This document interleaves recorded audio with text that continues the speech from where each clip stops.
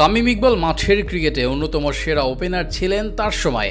বাঁহাতি ওপেনারদের মধ্যে কেউ কেউ তামিমকে আলাদা চোখেই দেখেন, কারণ তার ক্রিকেটীয় স্কিলের সাথে তার বিচক্ষণতাও বেশ চোখে পড়ার মতো। ওপেনার তামিমের ক্যাপ্টেন্সিও এক সময়ে বেশ জনপ্রিয় হয়ে উঠেছিল বিচক্ষণতার সাথে। ক্যাপ্টেন্সি করে দেশের সেরা অধিনায়ক মাশরাফির মতো ফাদার ফিগার উপাধিও পেয়েছিলেন। তবে প্রশ্ন করতে পারেন, এত কিছু এখন বলা হচ্ছে কেন? উত্তরও আছে। ভারত বনাম বাংলাদেশের শেষ টেস্ট ম্যাচের চতুর্থ দিনে ব্যাট করছিল ভারত।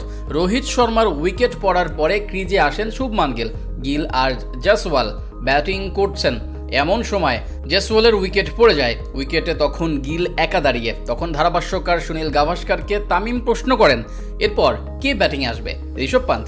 এই প্রশ্ন শুনে সুনীল যেন একটু হকচকিয়ে উঠলেন। সঙ্গে সঙ্গে তামিমকে জবাব দিয়ে সুনীল গাভাস্কার বললেন, আমি জানি না তুমি কেন কোহলিকে এই পজিশনে দেখছো না, সে তো এখানে দারুণ ব্যাটিং করেন। একটু থেমে তামিম বলেন, রাইট হ্যান্ড লেফট হ্যান্ড কম্বিনেশনের জন্য আসতে পারে। জবাবে সুনীল বলেন, এমনটা আমি মনে করি না। সুনীল তামিমের কথোপকথনের পরেই ঋষভ পান্থ মাঠে প্রবেশ করেন। আর তখনই টিভি সেটে চলতে থাকা গাভাস্কার ইকবাল কথোপকথন ভক্তদের মধ্যে ছড়িয়ে পড়ে। অনেকেই তখন তামিমকে প্রশংসায় ভাসান, বলেন তামিমের প্রেডিকশন ঠিক আছে।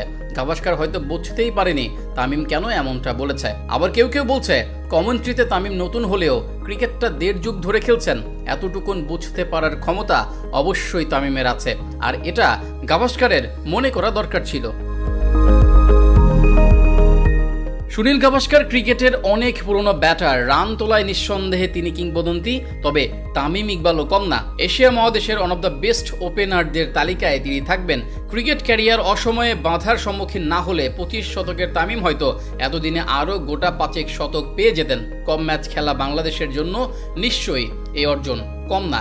বাঁহাতি ওপেনারদের মধ্যে এশিয়া মহাদেশে তামিম সেরা ওপেনারদের তালিকায়ও হয়তো জায়গা করে নিতেন। কমেন্ট্রিতে তামিমের অভিষেক এর আগে হলেও প্রফেশনাল ধারায় করার শুরুটা ভারত বাংলাদেশ সিরিজ থেকেই। আর প্রথম সিরিজে বেশ ভালো কমেন্ট্রি করেছেন তামিম।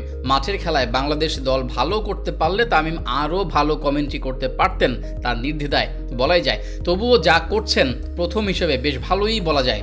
বল বাই বল বিশ্লেষণ সহ ভারতকে নিয়ে করা সর্বশেষ প্রেডিকশনেও তামিম ক্রিকেট মেধার মুনশিয়ানা দেখিয়েছেন।